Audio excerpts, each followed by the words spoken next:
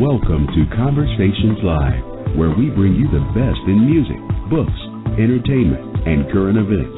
When the movers and shakers of the world have something to say to you, they say it to us. Now, here is your host, Cyrus Webb. Devon Franklin is joining us today to talk to us not only about his journey in business, but what led him to write the book Produced by Faith. It's a fascinating book, and when I was thinking about this book earlier this year, I think one of the great things about this book is that it helps us to really understand our own purpose and direction and how we can really have a big role in that. Devon is here to talk to us about his own journey and what he hopes you take away from the book. Devon, good afternoon, man, and welcome to the program. Hey, Cyrus, what's up, man? Thanks for having me. Glad to have you on with us. Well, Produced by Faith is a book that actually I tweeted you about earlier this year because when I had first posted my review on Amazon.com, I had some people in our book club that had talked about using it as a book club selection. And it is one of those books that I think no matter how many times you read it, it really does help you not only to strengthen your own faith and what you can do in your life, but also show you your own purpose. What has it been like for you, Devon, to be able to use what you have learned in your own life when it comes to faith and business, to be able to use that to help other people? I mean, it's been powerful. I mean, it's hard to even articulate. I think because to a certain degree, the idea is counterintuitive. The idea of faith and business, how do the two mix? And you can't really say what you want because you're going to mess up the deal. But I have found that it's been the absolute opposite. By being vocal about who I am, owning who God created me to be, not being afraid to say that I'm a Christian. All of these things have actually contributed massively to my success in entertainment and have helped me kind of chart my own course in this business because of it. So, my point of view on, faith and business is that the two can coexist. It just comes down to, those of us that are facilitating it and really, asking ourselves the question, are we doing it because we're committed to God's will and letting that be the number one thing? And if we do, I believe everything else will fall into place. I think part of it, too, has been, Devon, for you, is that many people, as they listen to this conversation, they may say, that's the guy, we remember seeing him on the Oprah Winfrey Network, on Super Soul Sunday, being there, of course, but really all over the place, just on the cover of Ebony magazine, of course, right. With your wife as well.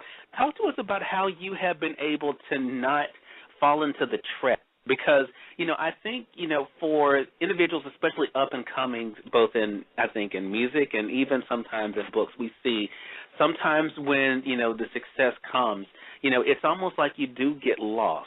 You get lost in it. And even though you may have gotten there being true, something happens that kind of pulls you in a different direction. You have been an example as to how it doesn't have to be that way. When you think back on it, Devon, do you think a lot of that has to do with not only the principles that you talked about, but also realizing the importance of your being created for a purpose yourself? Yes, I think it's about understanding those things, the principles that I talk about, knowing that I'm created for a purpose, but also it's some practical things as well. I've worked in entertainment, for a long time, and behind the scenes for a very long time. So I've seen a lot, and I've been able to learn a lot just by observing. So, in these moments where it's like I'm coming from behind the scenes to in front of the camera, whether it be, on Oprah's Super Soul Sunday show or even on the cover of Ebony magazine, I bring with me the knowledge that I've been able to observe for so long. So that I understand what this is all about. All these things that are happening for me are not about me. It's really about, God's time and God's will and people that need to be reached. And so I think sometimes when you get lost, you lose sight of what originally motivated you in the first place.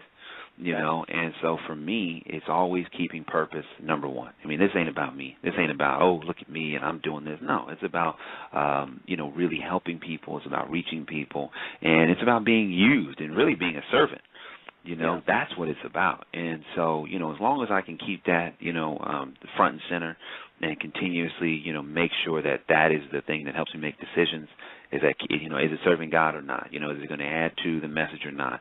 And not making decisions for fame, or even money for that matter. It's like, you got to really make decisions because they're rooted in purpose and they're rooted in what God has called you to do. Yeah. There's a quote that was attributed to you, Devon, and I wanted to share it and talk a little bit about it, because I think a lot of times when people are wondering, especially in their professions or wherever they are, what am I supposed to be doing? This is not something that where I am now. It's not something that's satisfying to me. The quote was, if I've learned anything, it's this: to get where you want to go, you first have to become the person God wants you to be. You talked about on that episode of Super Soul Sunday with Oprah about the importance of understanding, the script and knowing your role in the script and how your life plays out. For individuals out there looking for their own direction, how do you hope that the book Produced by Faith helps them in that regard to not only realize who they are, but who God wants them to be as well? My hope and my prayer is that by using the metaphor of a script and looking at your life as a movie and looking at God as a director, that one, it will help give perspective. When you think about that idea that, my life is a movie that God is trying to direct into success, and I'm the main character, and I co-star in the movie with Jesus, okay, all right, cool. So that means, why am I feeling the way I feel right now? Okay, so that means I must be in a scene of my film, scene of my movie, okay. When I look at other films, whenever the main character goes through difficult times, they always come out of it. They always come out of it, and so I have to look at my scene, and through people looking at their life this way, I believe it helps give perspective that, one, brings peace, and then two, helps people understand, oh, okay, so if I'm in a scene of my movie and things aren't going the way that I planned, my requirement is to have faith, believe in God, do everything that I'm supposed to do, because it will pass. I think the danger is sometimes we think that, the scene that we're in is permanent when it's temporary. And then in that permanent perception, we then make decisions that could alter the very trajectory of our story. So I believe that, Produced by Faith is really giving people perspective, it's giving people hope, and it's giving people practical things that they can do to move from one scene of their life to the next, but fundamentally keeping their eye on their director, which is God, and letting God, give them the notes and give them feedback on how to navigate this life. Any director that directs a film knows the movie from beginning to end. So, we have to trust and believe that God knows our story from beginning to end. And it's funny because, on the movies that I've worked on, it's like, if the actor or producers for that matter, challenge the director's like, listen, I have a vision for this movie, and I know what I'm doing. So even in this scene, the direction that I'm giving you may not seem like it makes sense, but it does, because I know how I'm going to edit it together. And so the same process that actually happens how we make films is our relationship with God. We start telling God, well, God, I don't want to say this line, and I don't want to do this. And God's like, wait, don't you know where I'm taking you? Exactly. Don't you know what I'm getting ready to do with you? And here you are arguing with me. Just do what I'm telling you to do, and I promise it's going to work out. Yeah. And you know what? And that is the thing. If we do that, our life would be so much better off for all of us. I think if we can just realize our roles, to stay in our lane and to be able to let God be able to do the rest.